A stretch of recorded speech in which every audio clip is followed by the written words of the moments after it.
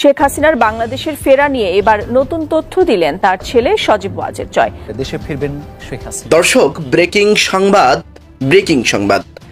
এবার প্রধানমন্ত্রী হিসেবেই দেশে ফিরবেন শেখ হাসিনা। তো দর্শক, গতকাল রাত থেকেই যারা আওয়ামী লীগের নেতা আছেন, আওয়ামী লীগের কর্মী আছেন, আওয়ামী লীগ সমর্থিত আছেন, তাদের আমার মনে হয় ঘুম হারাম হয়ে গিয়েছে যখন এই রিপোর্ট, এই নিউজ সামাজিক যোগাযোগ মাধ্যমে আসলো।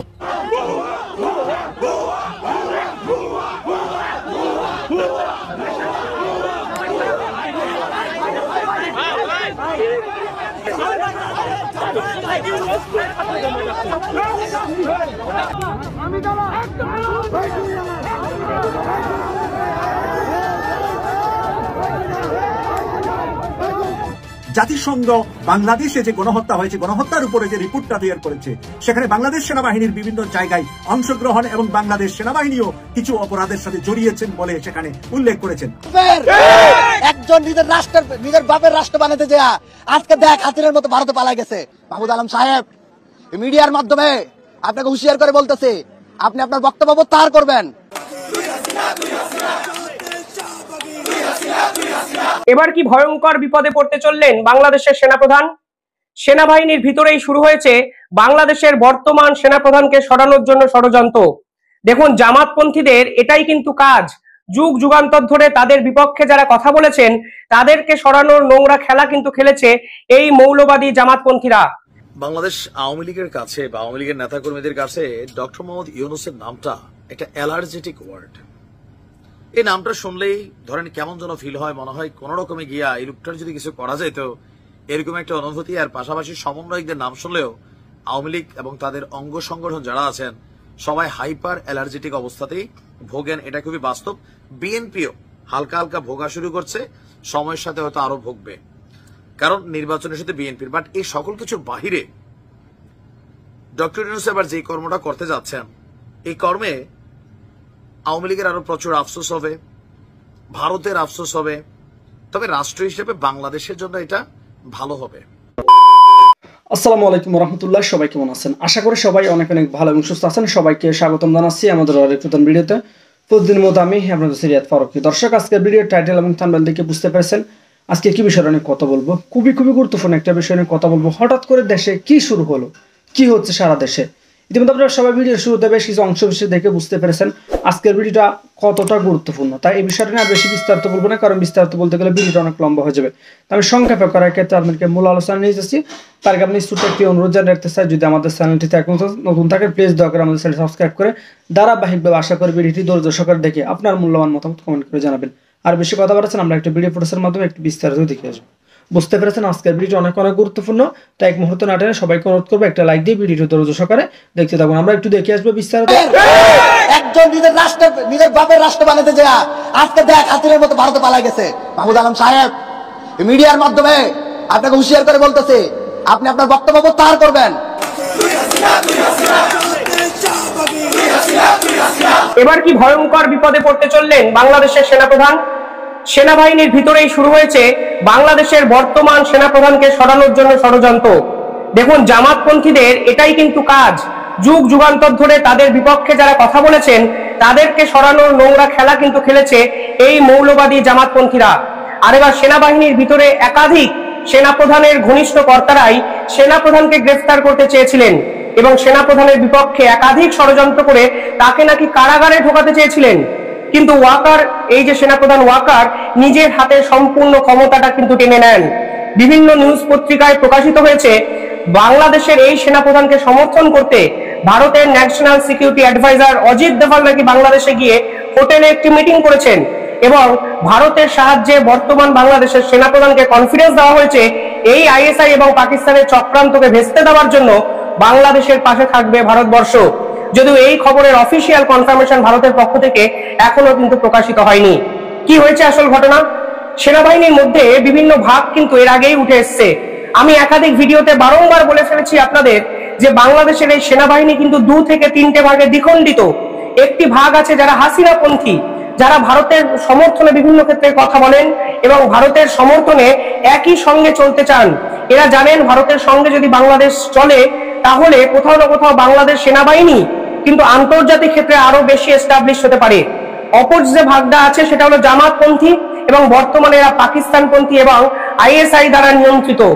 মূলত এই বাহিনীর চোটেই শেখ হাসিনাকে কিন্তু ভারতবর্ষে চলে আসতে হয়েছে এবং সেনাপ্রধান কিন্তু এই বাহিনীকে প্রথম থেকেই কন্ট্রোল করেননি, এটা কিন্তু তারও ব্যর্থতা। কিভাবে বোঝা গেছিল এরা পাকিস্তানপন্থী? দেখুন, একটি দেশের শাসক যখন অন্য দেশে চলে আসে তখন রাজনৈতিক দলের ভূমিকায়, বিরোধী রাজনৈতিক দলের ভূমিকায় কিন্তু সেনাবাহিনীর এই সকল লোকজন রাস্তায় নেমে গেছিলেন। তারা প্রকাশ্যে দিবালোকে বঙ্গবন্ধু শেখ মুজিবুর রহমানের মূর্তি দড়ি বেঁধে মাটিতে ফেলে দিয়েছিলেন। একটা দেশের সেনাবাহিনী এই ধরনের কাণ্ডজ্ঞানহীন এই ধরনের আচরণ কখন করে? যখন তারা মনে প্রাণে চায় ওই নির্দিষ্ট দলকে, নির্বাচিত সরকারকে দেশের ক্ষমতা থেকে সরাতে। অর্থাৎ প্রথম থেকেই বোঝা গেছিল এই সেনাবাহিনীর ভিতরেই কিন্তু একাধিক ভাগ হয়ে গেছে, যা সেনাপ্রধান চেয়েও এটাকে কন্ট্রোল করতে পারেননি। সেনাপ্রধান অনেক কিছুই আরো পারেননি। এই সেনাবাহিনীর বিরুদ্ধে বারংবার এই ছাত্রনেতারা বিভিন্ন অভিযোগ তুলেছিলেন শেখ হাসিনার সময়। বিভিন্ন ছাত্রনেতা বলেছেন সেনাবাহিনীর সদস্যরাই নাকি ছাত্রদের উপর গুলি চালিয়েছে, ছাত্রদের উপর অত্যাচার করেছে এবং এই সেনাপ্রধানের উচিত ছিল যারা এই ধরনের কাণ্ড কারখানা করেছে তাদেরকে খুঁজে বার করে সেনাবাহিনী থেকে বের করে দেওয়া।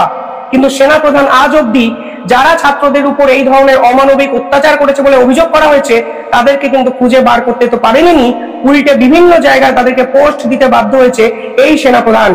এবার সেনাপ্রধানের অপরাধটা কি? কারণ সেনাপ্রধান এবার এদের বিরুদ্ধে হুঁশিয়ারি দিতে শুরু করে দিয়েছিলেন যারা বাংলাদেশকে কার্যত নরকে পাঠিয়ে দিয়েছেন, বাংলাদেশের মাটিকে নরক বানিয়ে দিয়েছেন। মনে আছে সেনাপ্রধান দু সপ্তাহ আগে বোধহয় কি বলেছিলেন? তিনি বলেছিলেন অনেক হয়েছে, I had enough for 7 month. এবার দেশের বিরুদ্ধে যারা কাজকর্ম করবে আমি কিন্তু তাদের বিরুদ্ধে অ্যাকশন নেব। তখন কিন্তু বলবেন না আমি কিছুই করিনি। আর এই একটা হুঁশিয়ারিতেই এই জামাতপন্থী সেনাবাহিনীর সদস্যরা কিন্তু সেনাপ্রধানের বিরুদ্ধে ষড়যন্ত্র শুরু করে দিলেন। সেনাবাহিনীর বিরুদ্ধে একজন কমান্ডার জেনারেল আছেন, তার নাম হলো ফৈজুর রহমান। শোনা যাচ্ছে তিনি নাকি আইএসআই এর সঙ্গে গোপনে একটি মিটিং করেন এই সেনাপ্রধানকে টপকে, এবং এই মিটিং এ প্রত্যক্ষ মদত দেয় এই মোহাম্মদ ইউনূসের প্রধান সহযোগী যদি বলা হয় সেই ব্যক্তি, যিনি আবার হিজবুত তাহরির এই সংগঠনের সদস্য ছিল, মাহফুজ আলম, যিনি আবার এক্সটেন্ডেড বাংলা গড়ার ডাক দিয়ে ভারতকে হুমকি এবং হুঁশিয়ারি দিয়েছিলেন। অর্থাৎ সমস্ত বিন্দু দেখুন মিলেমিশে এক জায়গায় এসে পৌঁছে যায়, সেই পাকিস্তান, সেই আইএসআই, সেই জামাত, সেই হিজবুত তাহরির, সেই বৃহত্তর ষড়যন্ত্র যা তারা শেখ হাসিনার বিপক্ষেও করেছেন। কিন্তু এখন শোনা যাচ্ছে বাংলাদেশের সেনাপ্রধান প্রাথমিকভাবে ধাক্কাটা সামনে উঠেছেন। আমার কাছে যে খবর এসেছে সেখানে বলা হয়েছে বর্তমানের এই সেনাপ্রধান বাংলাদেশের এই সেনাবাহিনীকে কন্ট্রোলে নিয়ে নিয়েছেন এবং 12 জন সেনা কর্মকর্তাকে নজরবন্দি করেছেন, অর্থাৎ ঘরে তাদেরকে একদম কড়া ম্যান মার্কিং করে দিয়েছেন। তাদের নাম কি? কামরুল হাসান, ইকবাল করিম ভুইয়া, ইনি প্রাক্তন সেনাকর্তা, হাসিনুর রহমান, ফৈজুর রহমান। এই ফৈজুর রহমানকে কিন্তু প্রচন্ড বিশ্বাস করতেন এই সেনাপ্রধান ওয়াকার। এই ফৈজুর রহমানের উপরেই কিন্তু সাভার আর্মি এবং মিরপুর আর্মি ক্যাম্পের দায়িত্ব এই সেনাপ্রধান দিয়েছিলেন এবং গাজীপুরে আইএসআই এর সঙ্গে যে অস্ত্র চুক্তি হয়েছিল এই ফৈজুর রহমানের এই নেতৃত্বেই কিন্তু সেনাবাহিনী করেছিল। আর এখন এই ফৈজুর রহমান চেয়েছে মাহফুজ আলমকে সঙ্গে নিয়ে এই সেনাপ্রধানকে ষড়যন্ত্র করে কারাগারে ঢুকিয়ে দেওয়ার জন্য। এই তো বাংলাদেশের অবস্থা, এই তো মোহাম্মদ ইউনূসের শাসনকাল।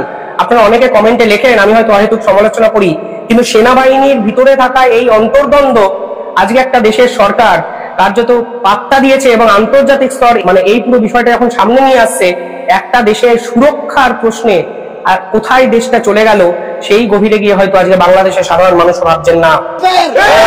একজন নিজের বাপের রাষ্ট্র বানাতে যা আজকে দেখ হাসিনের মতো ভারতে পালা গেছে।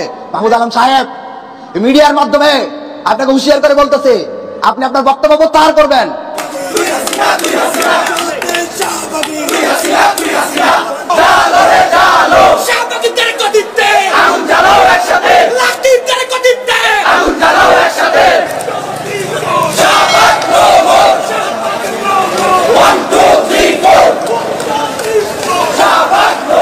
পাশাপাশি এখানে আরো অনেক খবর কিন্তু আমাদের সামনে চলে আসছে।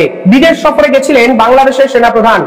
শোনা যাচ্ছিল তিনি যখন বিদেশ সফর থেকে ফিরবেন, সেই বিদেশ সফর থেকে 7ই মার্চ যখন বিমানবন্দরে নামার পরিকল্পনা ছিল, ঠিক তখনই নাকি ফৈজুর রহমান সেনাবাহিনীর বিভিন্ন কর্তাদের নিয়ে এই ওয়াকারকে অ্যারেস্ট করতেন এবং ওয়াকারকে অ্যারেস্ট করে জেলে ঢুকিয়ে দিতেন। অর্থাৎ সেনাবাহিনীর বিরুদ্ধে তিনি বড় সড় পরিকল্পনা কিন্তু করতে শুরু করে দিয়েছিলেন এই জামাতপন্থী একাধিক প্রধান উপদেষ্টাদের সঙ্গে নিয়ে। এরপরেও বাংলাদেশের মানুষ কিন্তু নীরব থাকেন। এই মাহফুজ আলম দিনের পর দিন ভারতকে হুমকি দিয়েছেন, বৃহত্তর বাংলা গড়ার ডাক দিয়েছেন, হিজবুত তাহিরকে প্রশ্রয় দিয়েছেন, আর এই মাহফুজ আলমকেই ছাত্র আন্দোলনের আর্কিটেক্ট হিসাবে জো বাইডেন এবং ক্লিন্টনের সভায় আমেরিকায় মোহাম্মদ ইউনূস আন্তর্জাতিক স্তরে পরিচয় করিয়ে দিয়েছেন। অর্থাৎ এই সেনাপ্রধানের বিপক্ষে আসলে এই মাহফুজ আলম নাকি ফয়জুররা আছে, নাকি অনেক গভীরে গিয়ে যদি ভাবেন তাহলে এর পিছনে স্বয়ং মোহাম্মদ ইউনূস আছে, সেই প্রশ্ন কিন্তু আন্তর্জাতিক বিভিন্ন সংবাদপত্র অলরেডি তুলে দিয়েছে। পাশাপাশি আরো দুটো বিষয় উঠে আসছে। জাতিসংঘের ওই ভল্টার টার্ক তিনি কি বলেছিলেন মনে আছে? তিনি বলেছিলেন যখন শেখ হাসিনার বিপক্ষে আন্দোলন শুরু হয়েছিল জাতিসংঘ সেনাবাহিনীকে নির্দেশ দিয়েছিল, কি নির্দেশ দিয়েছিল? যেন ছাত্রদের উপরে গুলি চালানো না হয়। আর এখানে আন্তর্জাতিক স্তরের একাধিক মাধ্যম প্রশ্নচিহ্ন তুলেছিল কিভাবে একটা দেশের ইন্টারনাল পলিটিক্সকে বাইরে থেকে কন্ট্রোল করতে পারে জাতিসংঘ। সেনাবাহিনী পরের দিন একটি স্টেটমেন্ট দেয়, তারা বলে জাতিসংঘ যা বলেছে ভুল বলেছে, মিথ্যে বলেছে। আর জাতিসংঘের মতো একটা প্রতিষ্ঠান আন্তর্জাতিক প্রেক্ষাপটে দাঁড়িয়ে বাংলাদেশের মতো একটা ছোট্ট টুকরো দেশকে নিয়ে মিথ্যা কথা বলবে, আমার দৃঢ় বিশ্বাস আমি জাতিসংঘের বড় সমালোচক হলেও এই দৈন্যতা জাতিসংঘের অন্তত আসেনি। এবার প্রশ্নটা হলো এই জাতিসংঘের ভল্টার টার্ক নির্দেশটি কাকে দিয়েছিলেন? আজকের পর তো আমার মনে হচ্ছে সত্যি কি সেনাপ্রধান এই ওয়াকার উজ্জামানি নির্দেশ পেয়েছিলেন, নাকি জামাতপন্থী কোনো সেনা কর্তা জাতিসংঘ থেকে নির্দেশ পেয়েছিলেন? এই প্রশ্ন কিন্তু উঠে যায়। কার নির্দেশেই বা শেখ হাসিনা বাংলাদেশ থেকে ভারতে চলে এলেন এবং শেখ হাসিনাকে সমর্থন নিবাসেন কোন সেনাপ্রধান বা সেনাকর্তারা করলেন, এই প্রশ্নও কিন্তু উঠে যায়।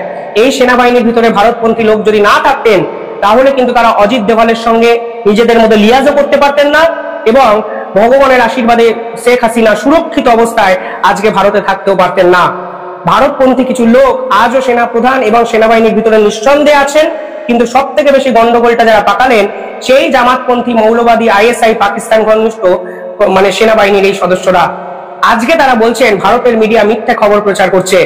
আপনারা ভাবুন দিনের পর দিন একটা সেনাবাহিনী কি স্পেস মিট করছেন। তারা প্রথমে বললো জাতিসংঘ মিথ্যা কথা বলছে, আমরা শেখ হাসিনার বিপক্ষে অ্যাকশন নেওয়ার জন্য জাতিসংঘ থেকে কোনো নির্দেশ পাইনি। জাতিসংঘের হাই কমিশনারই মিথ্যা কথা বলছেন। কাকে অভিযোগ করেছেন?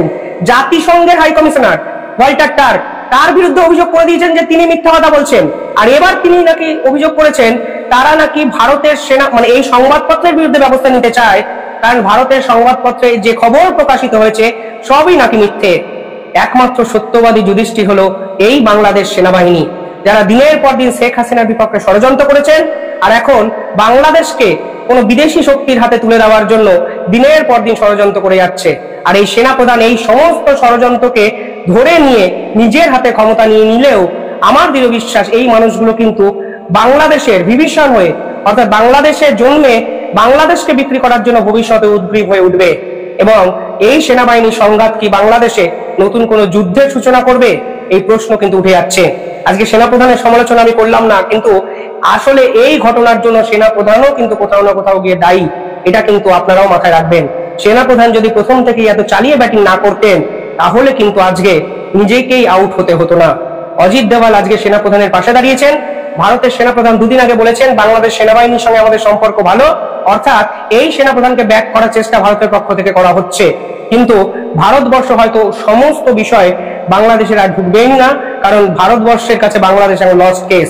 অন্তত ভারতের সেনাপ্রধান এবং জয়শঙ্করের বিবৃতির পর বাংলাদেশকে পাত্তা দেওয়ার কোনো জায়গায় ভারতবর্ষ অন্তত নেই। তাদের শুধুমাত্র ইন্টারেস্টের জায়গা শেখ হাসিনার সুরক্ষা এবং বাংলাদেশের সাধারণ মানুষ। আর এরা নিজেদের মধ্যে মারপিট করতে গিয়ে বাংলাদেশকেই নরকে প্রমাণ পাঠিয়ে দিলেন। সিরিয়ার কথা দুদিন আগে শুনলাম, আজকে বাংলাদেশের ভবিতব্য ভেবে সত্যি সিরিয়ার থেকে ভয়ঙ্কর কোনো অবস্থা যেতে পারে বলে আমার নিজের উপলব্ধি। আপনারা কি ভাবছেন কমেন্টে জানাবেন। দর্শক আসসালামু আলাইকুম, সকলকে জানাচ্ছি দেশ বার্তা সংবাদে স্বাগতম। দর্শক ব্রেকিং সংবাদ, এবার প্রধানমন্ত্রী হিসেবেই দেশে ফিরবেন শেখ হাসিনা। তো দর্শক গতকাল রাত থেকেই যারা আওয়ামী লীগের নেতা আছেন, আওয়ামী লীগের কর্মী আছেন, আওয়ামী লীগ সমর্থিত আছেন, তাদের আমার মনে হয় ঘুম হারাম হয়ে গিয়েছে যখন এই রিপোর্ট, এই নিউজ সামাজিক যোগাযোগ মাধ্যমে আসলো। তো দর্শক, উত্তপ্ত দেশ, উত্তপ্ত রাজনৈতিক মাঠ, উত্তপ্ত গণমাধ্যম, উত্তপ্ত খবরের কাগজ। শিরোনাম হচ্ছে প্রধানমন্ত্রী হিসেবে দেশে ফিরছেন শেখ হাসিনা। তো দর্শক, বেশ কয়েকদিন ধরেই সামাজিক যোগাযোগ মাধ্যম, বিশেষ করে ফেসবুক, ইউটিউব, টিকটক সহ বিভিন্ন সোশ্যাল প্ল্যাটফর্মগুলোতে নানান লেখালেখি চলছিল শেখ হাসিনা শীঘ্রই দেশে ফিরবেন প্রধানমন্ত্রী হিসেবেই। তো দর্শক, এবার কিছু বিস্ফোরিত মন্তব্য, কিছু আগুন ঝরানো মন্তব্য, কিছু আগুন জ্বালানো সংবাদ আমি আপনাদের সাথে শেয়ার করব। তো দর্শক, আমি আপনাকে রিকোয়েস্ট করব পুরো ভিডিওতে চোখ রাখবেন, পুরো ভিডিওটি না টেনে সম্পূর্ণ দেখবেন। যারা আওয়ামী লীগের আছেন তারা মনে হয় মিষ্টি বিলানো শুরু করে দিয়েছেন। যারা আওয়ামী লীগের আছেন আমার মনে হয় তাদের আর ঘুম হচ্ছে না। তো দর্শক, খবরের শিরোনাম হচ্ছে প্রধানমন্ত্রী হিসেবে দেশে ফিরছেন শেখ হাসিনা।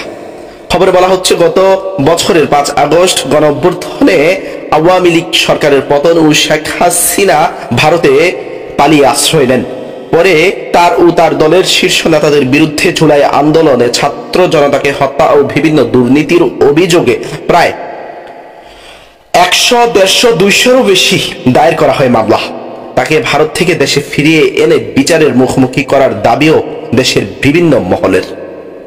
এমন অবস্থায় বুধবার 12 মার্চ ভারতের সংবাদ সংস্থা ANI-তে মার্কিন যুক্তরাষ্ট্র আওয়ামী লীগের সহসভাপতি ডক্টর রাব্বি আলম এক সাক্ষাৎকারে দাবি করেছেন প্রধানমন্ত্রী হিসেবেই আবারও বাংলাদেশে ফিরছেন শেখ হাসিনা। এ সময় তিনি শেখ হাসিনাকে নিরাপদে ভারত আশ্রয় দেওয়ার জন্য দেশটির প্রধানমন্ত্রী নরেন্দ্র মোদীকে ধন্যবাদ জ্ঞাপনও করেন।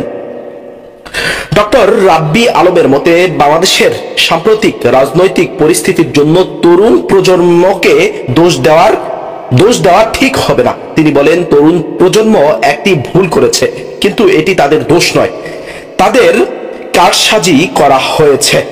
ডক্টর রাব্বি আলম বলেন, বাংলাদেশ এখন আক্রমণের মধ্যে রয়েছে এবং এই সংকট আন্তর্জাতিক সম্প্রদায়ের হস্তক্ষেপে সমাধান হওয়া দরকার। একটি রাজনৈতিক অভ্যুত্থান গণতন্ত্রের অংশ হতে পারে, কিন্তু বাংলাদেশে যা ঘটেছে তা নয়, এটি একটি সন্ত্রাস বিদ্রোহ। তো দর্শক, একেবারে বিস্ফোরিত মন্তব্য, একেবারে আগুন জ্বালানো মন্তব্য। কিছু ইঙ্গিত, কিছু আগুন জ্বালানো মন্তব্য শুনতে পারবেন দর্শক। আমি আপনাকে রিকোয়েস্ট করবো পুরো ভিডিওতে চোখ রাখবেন। বাংলাদেশের রাজনৈতিক সংকটের প্রেক্ষাপটে আওয়ামী লীগের বহু নেতা ভারতে আশ্রয় নিয়েছে বলে তিনি জানান।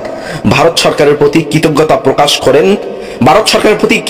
প্রকাশ করে তিনি আরো বলেন, আমি প্রধানমন্ত্রী অর্থাৎ নরেন্দ্র মোদীকে ধন্যবাদ জানাই যে তিনি আমাদের প্রধানমন্ত্রী শেখ হাসিনাকে নিরাপদে আশ্রয়ে রেখেছেন। তিনি বাংলাদেশের বর্তমান উপদেষ্টাদের পদত্যাগের দাবি জানিয়ে বলেন, তাদের ফিরে যেতে হবে যেখান থেকে তারা এসেছে। ডক্টর রাব্বি আলম জোর দিয়ে বলেন, শেখ হাসিনা প্রধানমন্ত্রী হিসেবেই ফিরে আসবে বাংলাদেশে, কিন্তু এই সংকট তরুণদের ভুল নয়, বরং তাদের বিরুদ্ধে ষড়যন্ত্র করা হয়েছে। সূত্র ASI ইন্ডিয়া টুডে। তো দর্শক, এই ছিল সম্পূর্ণ আগুন জ্বালানো বিস্ফোরিত মন্তব্য। যখন সামাজিক যোগাযোগ মাধ্যমে আজকে রাতে আসলো প্রধানমন্ত্রী হিসেবেই শেখ হাসিনা দেশে ফিরবে, আওয়ামী লীগের লোকেরা ভাই রাত 2টা 3টার দিকে ফেসবুক ফাটিয়ে দিয়েছে। তো দর্শক, আমিও সম্প্রতি কয়েকদিন ধরে আমি বিভিন্ন জায়গা থেকে, বিভিন্ন স্থান থেকে, বিভিন্ন গণমাধ্যম থেকে আমি খবর পাচ্ছি, শুনতে পাচ্ছি খুব শীঘ্রই শেখ হাসিনা নাকি ফিরবে। যদিও সংবাদগুলো কোনো ট্রাস্টেড বা ভেরিফাইড নিউজ থেকে পাইনি, প্রোপাগান্ডা যে একটা আওয়ামী লীগের গুজব বাহিনী আছে সেখান থেকেই পেয়েছি। যদিও আওয়ামী লীগ বলছে এগুলোই নাকি সত্য হবে। দর্শক, শেখ হাসিনা যদি দেশে ফিরে, আমার মনে হয় বাংলাদেশে একটা কিয়ামত শুরু হয়ে যাবে। এবার অনেকে বলছেন সেনাবাহিনীর প্রোটোকলে নাকি শেখ হাসিনা আসবে। জানি না দর্শক শ্রোতা, এই কথার আমি কোনো ভিত্তি পাইনি। তো দর্শক আর বেশি কথা বলবো না, শরীরের অবস্থা খুবই খারাপ, সকলের কাছে দোয়া চাচ্ছি, খুবই ঠান্ডা লাগছে, কথা বলতে পারছি না দর্শক এই প্রেক্ষাপটে অবশ্যই আপনার মূল্যবান মতামত কথা কমেন্ট বক্সে লিখে আমাদের সাথে জানাবেন। চ্যানেলে নতুন হলে অবশ্যই চ্যানেলটি সাবস্ক্রাইব করবেন, দোয়া চাচ্ছি। ধন্যবাদ। বাংলাদেশ আওয়ামী লীগের কাছে বা আওয়ামী লীগের নেতাকর্মীদের কাছে ডক্টর মোহাম্মদ ইউনূসের নামটা একটা অ্যালার্জেটিক ওয়ার্ড। এই নামটা শুনলেই ধরেন কেমন যেন ফিল হয়, মনে হয় কোন রকমে গিয়া এই লোকটার যদি কিছু করা যায় তো এরকম একটা অনুভূতি। আর পাশাপাশি সমন্বয়কদের নাম শুনলেও আওয়ামী লীগ এবং তাদের অঙ্গ সংগঠন যারা আছেন সবাই হাইপার অ্যালার্জেটিক অবস্থাতেই ভোগেন, এটা খুবই বাস্তব। বিএনপিও হালকা হালকা ভোগা শুরু করছে, সময়ের সাথে হয়তো আরো ভোগবে, কারণ নির্বাচনের সাথে বিএনপির। বাট এই সকল কিছুর বাহিরে ডক্টর ইউনূস এবার যে কর্মটা করতে যাচ্ছেন, এই কর্মে আওয়ামী লীগের আরো প্রচুর আফসোস হবে, ভারতের আফসোস হবে, তবে রাষ্ট্র হিসেবে বাংলাদেশের জন্য এটা ভালো হবে। কথা বলছি আওয়ামী লীগ সরকারের খুবই ঘনিষ্ঠ একটা রাষ্ট্র চীন। আমরা জানি যে শেষ মুহূর্তে ভারতের সাথে শেখ হাসিনা একটা দূরত্ব তৈরি হয়েছিল এবং সর্বশেষ একটা চীন সফরের পর, এবার ক্ষমতায় যাওয়ার পর শেখ হাসিনা চীন সফর করে আসছিলেন। আসার পরে সেখান থেকে ভালোই একটা নেগেটিভিটি তার মধ্যে তৈরি হয়েছিল। ওইখানে কি হয়েছিল আমরা জানি না, বাট আইসে ওই সাক্ষাৎকারটা ছিল যে কোটা কি রাজাকারের নাতিপতিরা পাবে, মুক্তিযোদ্ধারা পাবে না, ওইখান থেকে কিন্তু শুরু। সেই চীন ডক্টর মোহাম্মদ ইউনূসকে নেওয়ার জন্য আস্ত বিমান পাঠিয়ে দিতে রাজি, বাট কোন রকমে ডক্টর মোহাম্মদ ইউনূসকে তারা নেওয়ার জন্য সর্বোচ্চ চেষ্টা করেছে। ফাইনালি তারা পেয়েছে। ডক্টর মোহাম্মদ ইউনূস আগামী 26শে মার্চ তিনি আপনার কি বলা হয় যে চীন সফরে যাচ্ছেন। তবে 26শে মার্চ কেন যাচ্ছেন জানি না, মহান স্বাধীনতা দিবস এদিন দেশে থাকলে ভালো হইতো। যাই হোক, তার এই সফরটার গুরুত্বটা অন্য জায়গায়। আপনার অন্তর্বর্তী সরকারের এই প্রধান উপদেষ্টার বেইজিং সফরে বেশ কিছু গুরুত্বপূর্ণ সিদ্ধান্ত হতে যাচ্ছে, যেটাতে বাংলাদেশ নামক রাষ্ট্রের স্বার্থ কানেক্টেড হবে। এখানে বেশ কয়েকটা ইয়ার মধ্যে 7 থেকে 8টা সমঝোতা স্বাক্ষর হবে। একই সঙ্গে আপনার মোংলা বন্দরকে আধুনিকায়ন, এটা খুবই জরুরি। বাংলাদেশ নদীমাতৃক দেশ, ইভেন আমাদের যে ভৌগোলিক অবস্থান, এখানে পৃথিবীর অনেক দেশে ট্রানজিট পয়েন্ট হিসাবে বন্দরগুলো কাজ করে। সো এই যে বন্দরগুলো কাজ করে, সমুদ্রের নাব্যতা অভাবের কারণে গভীর সমুদ্রে বন্দর ব্যবস্থা করা লাগে, সেখান থেকে আবার লাইটার জাহাজে মালামাল অনেক সময় আনা লাগে। তো এই যে সার্বিক ব্যবস্থা, এটাকে অত্যাধুনিক করার জন্য চীন একটা বড় ধরনের বিনিয়োগ করবে। একই সঙ্গে এই সফরে রোবট ফিজিওথেরাপি পুনর্বাসন কেন্দ্র এবং চট্টগ্রাম ও রাজশাহী বিশ্ববিদ্যালয়ে কনফুসিয়াস ইনস্টিটিউট স্থাপন সহ বেশ কয়েকটি গুরুত্বপূর্ণ সিদ্ধান্ত হতে যাচ্ছে। সবকিছু ঠিকঠাক থাকলে 26শে মার্চ দুপুরে চীনের উদ্দেশ্যে ঢাকা ছাড়বেন। কেউ কেউ বলছেন চীন নিজস্ব বিমান পাঠাবে ডক্টর মোহাম্মদ ইউনূসকে নিয়ে যাওয়ার জন্য, যেটা বাংলাদেশে কখনো আর ঘটে নাই সম্ভবত কোন সরকারের বেলায়। আর চীনের হাইনান প্রদেশে একটা প্রোগ্রাম হবে যে আপনার বোয়াও ফোরাম ফর এশিয়া, সেখানে যোগ দিবেন ডক্টর ইউনূস। সম্মেলনের উদ্বোধনী প্লেনারি সেশনে বক্তব্য দেন। এছাড়া প্রধান উপদেষ্টার সঙ্গে চীনের স্টেট কাউন্সিলের এক্সিকিউটিভ ভাইস প্রিমিয়ার দিং ঝুজিয়াং এর বৈঠক হবে।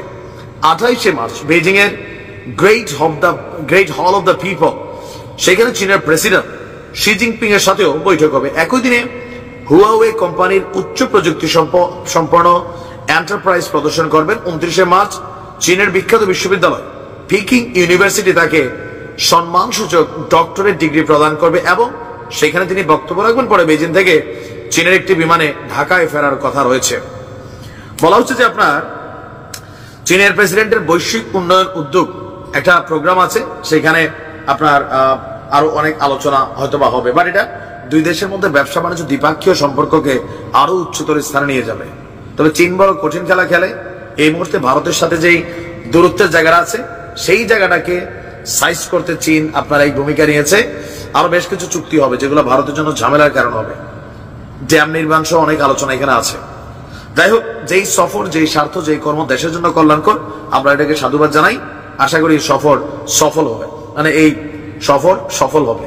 ভালো থাকবেন। পিনাকি ভট্টাচার্য আজকে একটি ভিডিও পোস্ট করেছেন, যেটা ছিল জাতিসংঘ বাংলাদেশে যে গণহত্যা হয়েছে, গণহত্যার উপরে যে রিপোর্টটা তৈরি করেছে, সেখানে বাংলাদেশ সেনাবাহিনীর বিভিন্ন জায়গায় অংশগ্রহণ এবং বাংলাদেশ সেনাবাহিনীও কিছু অপরাধের সাথে জড়িয়েছেন বলে সেখানে উল্লেখ করেছেন। আর এই উল্লেখের জবাব হিসাবে বাংলাদেশ সশস্ত্র বাহিনীর পক্ষ থেকে জাতিসংঘকে একটি চিঠি প্রদান করা হয়েছে, যে চিঠিটার সমালোচনা এবং যে চিঠিটা করাটা বাংলাদেশ সেনাবাহিনীর জন্য আত্মঘাতী এবং ভবিষ্যতে সেনাবাহিনী বাংলাদেশের যে মুখ উজ্জ্বল করছিলেন সেই ভবিষ্যৎটা অন্ধকারের দিকে নিচ্ছে বলে ডক্টর পিনাকি ভট্টাচার্য বেশ কিছু যুক্তি তুলে ধরেছে। আমি ডক্টর পিনাকি ভট্টাচার্যের কাছ থেকে কিছু বক্তব্য আপনাদের সামনে তুলে ধরছি, এরই মাঝে আমি আমার বিশ্লেষণটা তুলে ধরবো এই ভিডিওতে।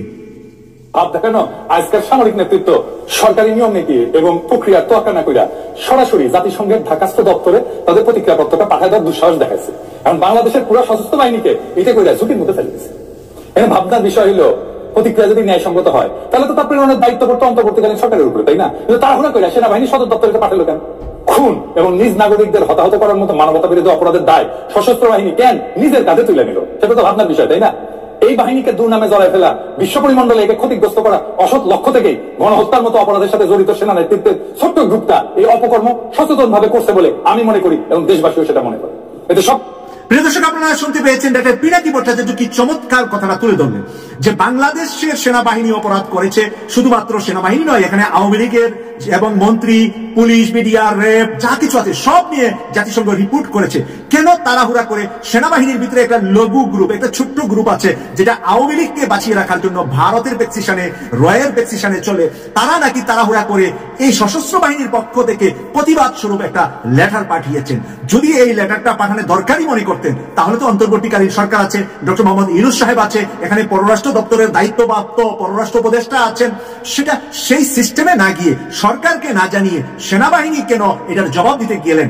এটার কারণটা উনি বললেন যে এটা একটা বড় পরিকল্পনা ভারতের, এইভাবে করে সেনাবাহিনীকে বিতর্কিত করে ফেলা জাতিসংঘের কাছে, ভবিষ্যতে যাতে করে সেনাবাহিনীর সদস্যরা, সেনাবাহিনীর অফিসার থেকে জুনিয়ররা পর্যন্ত শান্তি মিশনে যে সুবিধাগুলো পাচ্ছে সেই সুবিধাগুলো থেকে যাতে বাংলাদেশ বাদ পড়ে। এটা ভারতের পরিকল্পনায় বাংলাদেশ সেনাবাহিনীর ভিতরে কিছু সেনাবাহিনীর লোক এই কাজটা করেছেন বলে ডক্টর পিনাকি ভট্টাচার্য যে সুন্দর করে উপস্থাপন করেছেন, এটাকে অস্বীকার করতে আপনি পারেন কিনা আপনার মতামত কমেন্টসে লিখবেন। আমি পিনাকির কাছে আবার যাচ্ছি। লাভবান হবে দেশপ্রেমিক এই বাহিনীকে যারা সবসময় দুর্বল, ক্ষতিগ্রস্ত করতে চায় সেই শক্তি, এবং ইন্ডিয়ায় পালায় যাওয়া খুনি হাসিনা স্বয়ং। আমাদের শক্ত অনুমান, এই চিঠি পাঠানোর বুদ্ধি দিছে ইন্ডিয়া, যেন বাংলাদেশের সেনাবাহিনী শান্তি মিশন বিপদের মুখে পড়ে। 2 নাম্বার, সেনা সদর যে প্রতিক্রিয়া পত্রটা লিখছে তার মূল উদ্দেশ্য হল বাংলাদেশের দণ্ডবিধি এবং সেনা আইনের আওতায় সেনাবাহিনীকে রক্ষা করার অপচেষ্টা। সেখানে তারা নিরস্ত্র সাধারণ জনগণের উপরে যে অতিরিক্ত বল প্রয়োগ করছে সেটা ন্যায্যতা দেখানোর চেষ্টা করছে। এছাড়া অন্য আইন শৃঙ্খলা রক্ষাকারী বাহিনীর অতিরিক্ত বল প্রয়োগ করছে বলে যে অভিযোগ প্রতিষ্ঠিত হয়েছে সেটা অস্বীকার করে সেনাবাহিনী তাদের পাঠানো প্রতিক্রিয়া করতে নিজেদের নির্দোষ প্রমাণ করতে চেয়েছে। 3 নাম্বার, প্রকাশিত ভিডিওগুলোর মাধ্যমে এটা স্পষ্টভাবে প্রমাণিত হয়েছে সেনাবাহিনী অপ্রয়োজনীয় এবং অতিরিক্ত বল প্রয়োগ করছে, বিক্ষোভকারীদের গতিবিধি পর্যবেক্ষণের জন্য ড্রোন ব্যবহার করছে, আন্দোলনকারীদের উপরে নজরদারির মাধ্যমে তাদের অবস্থান এবং গতিবিধি পর্যবেক্ষণ করে অন্যায়ভাবে আক্রমণকারী সীমান্তরক্ষী বাহিনী, বিজিবি, র্যাপিড অ্যাকশন ব্যাটালিয়ন এবং পুলিশ কর্তৃপক্ষকে জানাই দিছে, এবং তার ফলে ফ্যাসিবাদীদের হামলাকে শানিত এবং মারাত্মক করে তুলছে। ফলে হতাহতের সংখ্যা বাড়ছে। সেনাবাহিনীর হেলিকপ্টার উপর্যুপরি সাউন্ড গ্রেনেড বিস্ফোরণ ঘটাইছে এবং স্নাইপার রাইফেল থেকে গুলি চালাইছে। বিভিন্ন ভিডিও ক্লিপে সেনা কর্মকর্তাদের পৃথক পৃথক অবস্থান থেকে গুলি চালাইতে দেখা গেছে। একসময় সেনাবাহিনীর নিজস্ব প্রতিবেদনে বিক্ষোভ দমন করতে 18,000 রাউন্ড গুলি চুরির কথা বলা হইলেও আলোচ্য প্রতিক্রিয়া করতে এখন এই যে বিবরণ দেওয়া হচ্ছে তা পূর্বের স্বীকারোক্তির সাথে সাংঘর্ষিক। এছাড়াও প্রিয় দর্শক, আপনারা দেখলেন যে এখানে পিনাকি ভট্টাচার্য বলছেন যে 18,000 গুলি সেনাবাহিনীর পক্ষ থেকে ছোড়া হয়েছে, যে কথাটা আগে চলা অবস্থায়, যুদ্ধ চলা অবস্থায়, মানে বাংলাদেশে তো 24 সালে একটা যুদ্ধ চলেছিল ছাত্রদের সাথে আওয়ামী লীগের বা প্রশাসনের সাথে ছাত্রদের, সেই কথাটা এখন যদি মানে জাতিসংঘের কাছে অস্বীকার করা হয় তাহলে আগের কথার সাথে বর্তমান কথাটা সাংঘর্ষিক হলো কিনা উনি কিন্তু এটা বিশ্লেষণ করলেন, ব্যাখ্যা করলেন। এবং এই ধরনের কাজ যদি জাতিসংঘের সাথে করা হয় তাহলে জাতিসংঘের কাছে যে রিপোর্টগুলা আছে, যে রিপোর্টগুলা সোশ্যাল মিডিয়া, অনলাইন মিডিয়া, সকল জায়গা থেকে জাতিসংঘ সংগ্রহ করে, মেডিকেলের মধ্যে কারা ভর্তি হয়েছিলেন, কাদেরকে ভর্তি নেওয়া হয়েছে, কাদেরকে চিকিৎসা দেওয়া হয় নাই, এই সকল রিপোর্টের মাঝখানে যদি আপনি কিছু খণ্ড জিনিস তুলে ধরেন তাহলে জাতিসংঘের কাছে আপনি কিন্তু নিজে কিছু লুকোচুরি করছেন, কিছু লুকাইয়া রাখছেন, সেই কারণে কিন্তু আরো বেশি সেনাবাহিনী ক্ষতিগ্রস্ত হবে। এটাই কিন্তু পিনাকি ভট্টাচার্য বলার চেষ্টা করছে। আমরা পিনাকির কাছ থেকে শুনছি আরো কিছু কথা। নিজেদের রুলস অফ এনগেজমেন্ট অনুসরণের কথা উল্লেখ নাই। এই বিষয়টা ব্যাপকভাবে পরীক্ষা নিরীক্ষা করা জরুরি। সেই সময় পরিচালিত সকল অপারেশন অডিট করা হলে বর্তমান সেনা নেতৃত্বে সকল জালজুরি ফাঁস হয়ে যাবে বলে আমাদের বিশ্বাস। 4 নাম্বার, প্রতিক্রিয়াপত্রে দাবি করা হয়েছে গত জুলাই আগস্টে গণ অভ্যুত্থানকালে সেনাবাহিনী দেশীয় এবং আন্তর্জাতিক আইনি কাঠামো মেনে চলছে। এতে বলা হয়েছে তারা জনপ্রশাসনকে সহায়তার জন্য মোতায়েন ছিল, কিন্তু বাস্তবে পুরো ঘটনা ছিল ভিন্ন। বিক্ষোভকারীরা ছিল নিরস্ত্র, তাদের আচরণ আগ্রাসী ছিল না, নিরাপত্তা বাহিনীর কাছে থেকে যথেষ্ট এবং নিরাপদ দূরত্ব বজায় রেখেই বিক্ষুব্ধ মানুষ অবস্থান করতেছিল। সংখ্যায় শত শত, কখনো হাজারে হাজারে মানুষ জড়ো হয়ে স্লোগান দিচ্ছিল, বাধার মুখে ইট পাটকেল ছুটছিল, সাউন্ড গ্রেনেড, টিয়ার গ্যাস, লাঠিপেটার বিরুদ্ধে জনতা নানান প্রতিরোধ গড়ে তোলার চেষ্টা চালাচ্ছিল। আর যখনই গুলি করা হচ্ছিল তখনই তারা 2 হাত প্রশস্ত করে বুক সিটায়, শির উঁচায়, সম্মুখে আগায় মৃত্যুকে আলিঙ্গন করতেছিল। ফলে তখন নিরস্ত্র আন্দোলনকারীদের উপরে সংগঠিত সেনাবাহিনী, সীমান্তরক্ষী বাহিনী, পুলিশ, র্যাব এবং আওয়ামী লীগের সশস্ত্র গোষ্ঠীগুলোর সীমাহীন বল প্রয়োগ, মাত্রাতিরিক্ত জুলুম এবং ভয়ঙ্কর সহিংসতাকে ন্যায়সঙ্গত বলে এখন প্রতিক্রিয়াপত্রে লেখা অমার্জনীয় অপরাধ। এই কাণ্ডগুলা, যতগুলা ঘটনা এখন পিনাকি ভট্টাচার্য বললেন, এর মধ্যে আমাদের তো অস্বীকার করার মতো একটাও নাই। প্রত্যেকটা কাজ একেবারে ফটো হিসাবে সারা বিশ্বব্যাপী আপনার অনলাইনে, সোশ্যাল মিডিয়ায় সব জায়গায় আছে। তো জাতিসংঘের কাছে এই সকল তথ্য রিপোর্ট থাকার পরে যদি আমরা চিঠি লিখি যে আমরা এগুলা করি নাই, আমরা এগুলার সাথে জড়িত না, আমাদের এখানে কোনো মানে আমরা জনগণের সেবায় নিয়োজিত ছিলাম, কিন্তু দেখা গেছে যে জনগণের সেবায় আপনি গুলি ছুড়েছেন জনগণের উপরে, এই সব কিছুর ডকুমেন্ট এখন জাতিসংঘের হাতে। তাই তো প্রিয় দর্শক, এই বিষয়টি আপনার মতামত দ্রুত কমেন্টে জানিয়ে ফেলেন। এখনো যদি আমাদের চ্যানেলটিতে নতুন থাকেন অবশ্যই চ্যানেলটি সাবস্ক্রাইব করে সাথে থাকবেন। এতক্ষণ সাথে থাকার জন্য সবাইকে অসংখ্য ধন্যবাদ। ভালো থাকবেন, সুস্থ থাকবেন। আল্লাহ হাফেজ।